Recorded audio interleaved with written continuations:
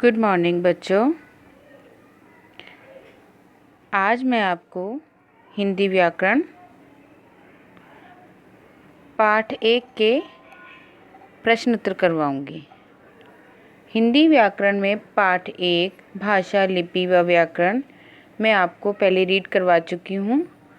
आपने घर पे वो रीड किया होगा अच्छे से। तो पाठ हम पहले रीड कर चुके हैं, पढ़ चुके हैं।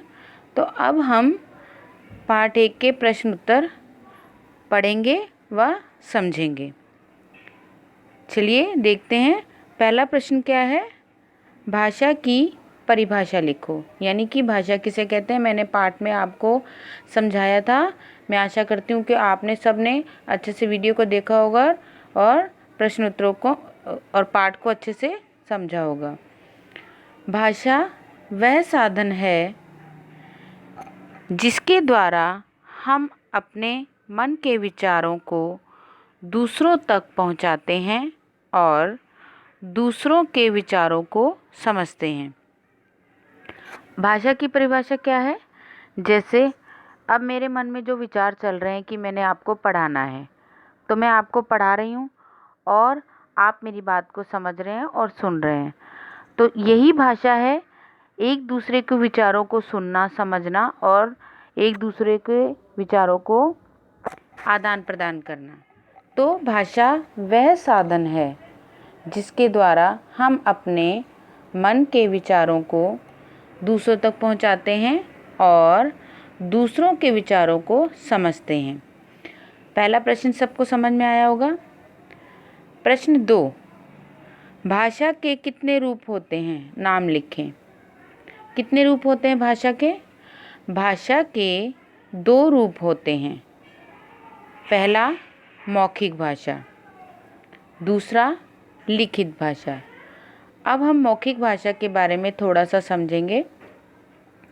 मौखिक भाषा मुख से सुनने वाली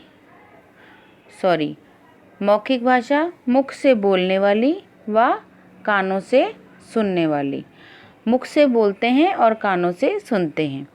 मौखिक भाषा जैसे हम आपस में 2 व्यक्ति बात करते हैं तो वो मौखिक भाषा का प्रयोग करते हैं।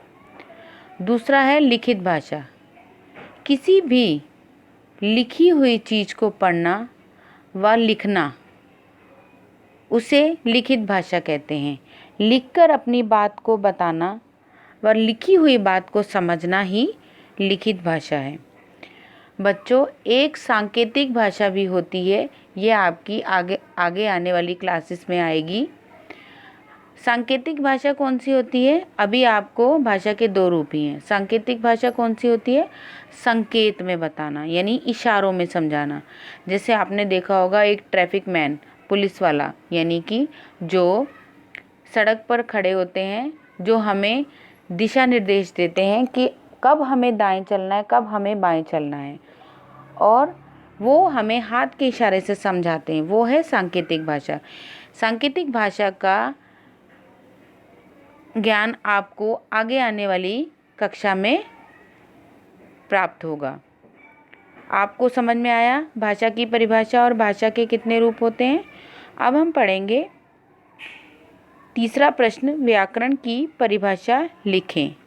व्याकरण की परिभाषा यानी जिस विद्या से हम भाषा को शुद्ध लिखना व बोलना सीखते हैं उसे व्याकरण कहते हैं। अब हम कुछ भी लिख रहे हैं, अगर उसमें मात्राओं का शुद्धिकरण नहीं होगा तो हम उसको वैसे ही पढ़ेंगे। तो गलत पढ़ना, गलत बोलना व्याकरण नहीं है। तो जिस विद्या से हम भाषा को शुद्ध लिखना व बोलना सीखते हैं उसे व्याकरण कहते हैं। तो हमें व्याकरण का ज्ञान होना अति आवश्यक है। 4th क्वेश्चन है, लिपि किसे कहते हैं? लिपि, भाषा के लिखित रूप को ही लिपि कहते हैं। लिखित रूप यानी जब हम लिखते वक्त जिन चिन्हों का प्रयोग करते हैं वह भाषा का लिखित रूप होता है। अगर लिखित रूप गलत होगा तो हमें भाषा कोई भी वाक्य पढ़ने में असुविधा होगी। प्रश्न 5 देखिए, निम्नलिखित भाषाओं की लिपि लिखिए। यानी संसार में अनेक भाषाएं होती हैं। हर भाषा की अपनी एक लिपि होती है, लिखने का ढंग होता है। वो जिस ढंग से लिखी हुई है वह उस भाषा की लिपि है। तो यहाँ पर वैसे तो संसार में बहुत सी भाषाएं हैं, लेकिन यहाँ पर मैंने 6 भाषाओं के बारे में आपको बताया है। सबसे पहली है हिंदी। हिंदी की लिपि क्या है? देवनागरी। हिंदी की लिपि क्या है? देवनागरी। दूसरा है संस्कृत। संस्कृत की लिपि भी देवनागरी है, क्योंकि हिंदी भाषा संस्कृत से ही उत्पन्न हुई है, तो संस्कृत की लिपि भी देवनागरी है। अंग्रेजी। अंग्रेजी की लिपि क्या है, जिसे हम इंग्लिश भी बोलते हैं? रोमन। अंग्रेजी की लिपि रोमन। 4th नंबर पर है पंजाबी। पंजाबी की लिपि क्या है? गुरुमुखी। पंजाबी कौन सी लिपि में लिखी हुई है? गुरुमुखी। 5वें नंबर पर है उर्दू।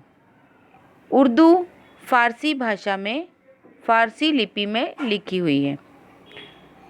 6 नंबर पर है जापानी। अब जापानी की भाषा क्या, लिपि क्या है? चित्रात्मक, यानी चित्रों द्वारा। संसार में कुछ ऐसी भाषाएं हैं जिनका चित्रों द्वारा वर्णन किया जाता है, तो वह चित्रात्मक लिपि होती है।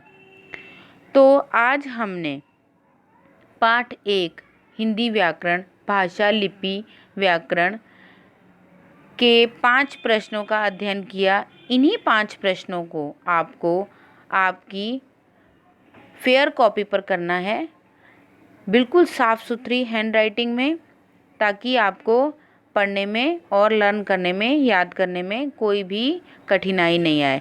और आपको ये वीडियो अच्छे से देखनी है ताकि आपको कोई भी प्रॉब्लम नहीं आए।